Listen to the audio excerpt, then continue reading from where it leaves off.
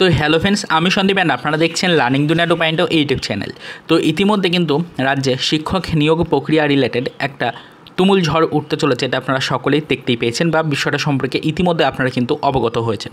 রাজ্যে প্রাথমিক শিক্ষক নিয়োগ প্রক্রিয়ায় নতুন করে পঞ্চম শ্রেণীর অন্তর্ভুক্তিকরণের জন্য প্রয়োজনীয় কিন্তু যে আইনি ব্যবস্থা সেটা কিন্তু অলরেডি নেওয়া শুরু করেছে আমাদের কলকাতা হাইকোর্ট। অলরেডি আমরা দেখতেই পেয়েছি হাইকোর্টের পক্ষ থেকে সরাসরিভাবে একটি নির্দেশিকা কিন্তু প্রাথমিক শিক্ষা পর্ষদকে দেওয়া হয়েছে, যেখানে পরিষ্কারভাবে কিন্তু বলা হয়েছে যে প্রাথমিক শিক্ষা পর্ষদকে আগামী 12 সপ্তাহের মধ্যে রাজ্যের প্রতিটি শিক্ষা প্রতিষ্ঠানে পঞ্চম শ্রেণীর অন্তর্ভুক্তিকরণের জন্য প্রয়োজনীয় যে রেনোভেশনের কাজ এবং প্রয়োজনীয় পর্যাপ্ত পরিকাঠামো যেটি রয়েছে সেটা কিন্তু গড়ে তুলতে হবে এবং সেই লিস্ট কিন্তু জমা করতে হবে কলকাতা হাইকোর্টে। এরকমই কিন্তু সরাসরি একটি নির্দেশিকা দেওয়া হয়েছে। তো এই নির্দেশিকা অনুযায়ী আদৌ কার্যক্রমে কতটুকু গতি আসলো না আসলো সেই সম্পর্কিত একটু খোঁজ খবর নেওয়ার জন্যই কিন্তু আজকের ভিডিওটা ক্রিয়েট করা।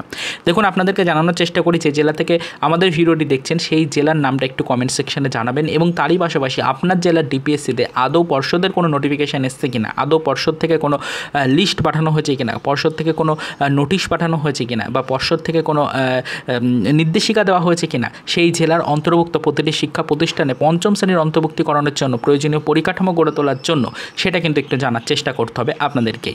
অবশ্যই এটুকুই আপনাদেরকে রিকোয়েস্ট করবো, আপনারা কিন্তু একটু আপনার জেলার খবরাখবরগুলো নেওয়ার চেষ্টা করুন। সেখানে আদৌ পর্ষদের পক্ষ থেকে পঞ্চম শ্রেণীর অন্তর্ভুক্তিকরণের জন্য প্রয়োজনীয় পর্যাপ্ত পরিকাঠামো গঠনের কোনো নির্দেশিকা রয়েছে কিনা এবং সেই অনুযায়ী কার্যক্রম আদৌ শুরু করা হয়েছে কিনা, যদি শুরু করা হয়ে থাকে কার্যক্রমের বর্তমান গতি ঠিক কী সেগুলো একটু জানার চেষ্টা করুন এবং যদি জানতে পারেন অবশ্যই সেটা একটু ভিডিওর কমেন্ট সেকশনে কিন্তু জানানোর চেষ্টা করবেন।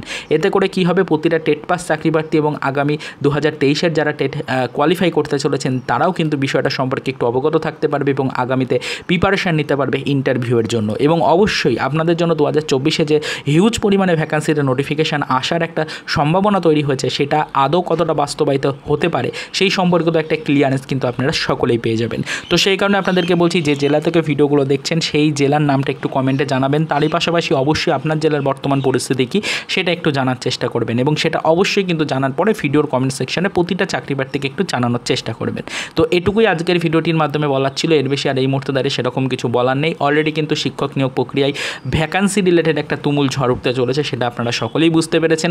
সেই মর্মে কার্যক্রম ঠিক কতটুকু এগোলো বা সেই মর্মে কার্যক্রম আদৌ শুরু হলো কিনা সেটা কিন্তু একটু জানার চেষ্টা আপনাদেরকেই করতে হবে এবং সেই সম্পর্কিত আপডেটটা একটু কালেক্ট করে ভিডিওর কমেন্ট সেকশনে জানানোর জন্যই কিন্তু আজকের ভিডিওটা ক্রিয়েট করে আপনাদেরকে রিকোয়েস্ট করা হলো। তো আপাতত এই পর্যন্তই, চলুন দেখা হবে নেক্সট ভিডিওতে পরবর্তীতে আমাদের প্রাথমিক শিক্ষক নিয়োগ রিলেটেড কিছু আদার্স অফিসিয়াল আপডেটের সাথে।